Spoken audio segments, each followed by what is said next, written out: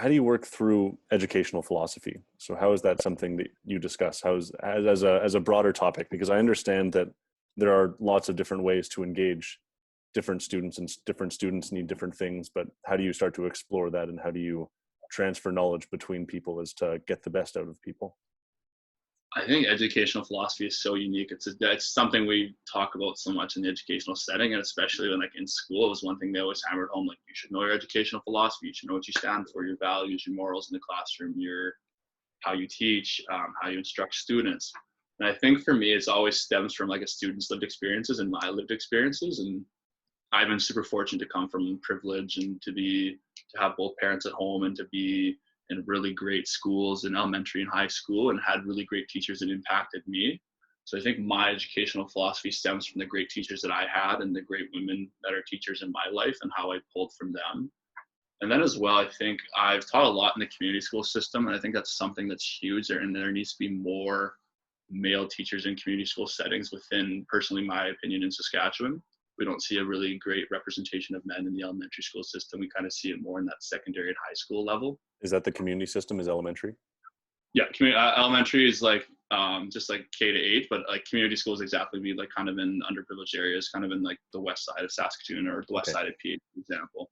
Right. So I think in those areas where maybe income is not as high or students may not have a positive middle model home, that's something I really focus on. Is if I, as a substitute right now, stepping into a school setting, is kind of being that positive, soft, gentle male that's in their life, and just kind of like pump air into a kid's tires and pull from their experiences. And something we've always talked about is like, we really never know what a student carries in their invisible backpack. So the kids could be coming from home and might not have had breakfast, or maybe didn't get a good sleep, or could be sleeping on a couch, could have their whole family in one house. We never really know those experiences. So school might be that safe place for them. So I think for me, providing that safe haven in the classroom, whether it's just like with a, hey, good morning, I'm really happy you're here, if a student comes in late, and just always proving to be that like soft, gentle, caring, compassionate person.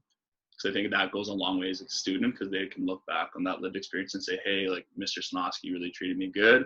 This is how I should probably try to treat my friends now.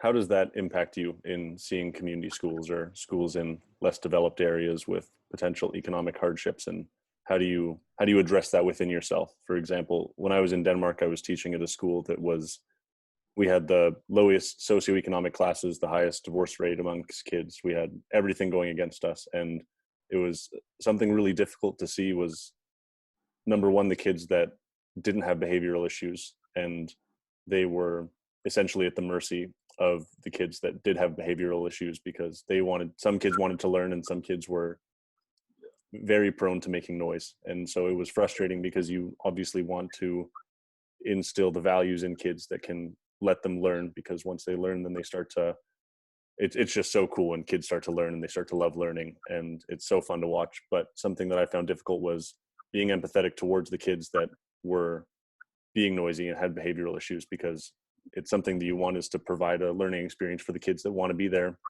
while also understanding that it's not necessarily the fault of the kids that are experiencing behavioral issues. A lot of them are coming from single parent homes, or they're being raised by their grandparents and they're of low income and all of these other things. So what is it like to step into those communities coming from your background, and then what's the impact on you?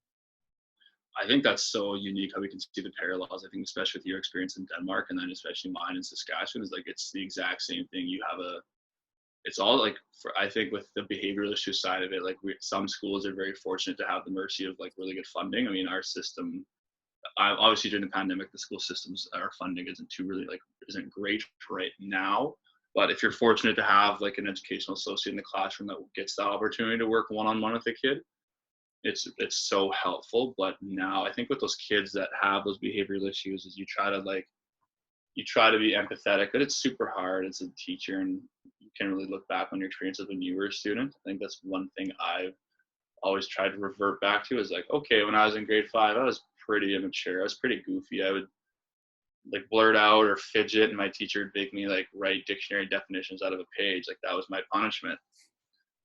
So like I think that's such a stark reality of how education has changed so much, where like we used to discipline that behavior, but now with that behavior, it's like, how do we help the student be successful? Like, especially with having funding and having an EA or something, it's like, does a student have an IEP, which is like an individualized education plan? Are they meeting curriculum goals, or are they meeting just other social skills goals? Like, can they hang out with friends at recess? Can they hold a conversation? And then I think with those kids, it's just being soft and being on their level and just trying to continue to nurture that relationship and kind of, and just not really putting them on a pedestal or not really isolating them, but just treating them like one of their peers in the classroom. You don't want to give this kid like, oh, the student has an exceptionality, let's treat them different. And we see in the students are really, I love this generation of students now because they're super accepting and they're super helpful. I think that's one thing that's changed so much. And I love that these kids can just take them out. I remember I was teaching at a school here in the city, and there's a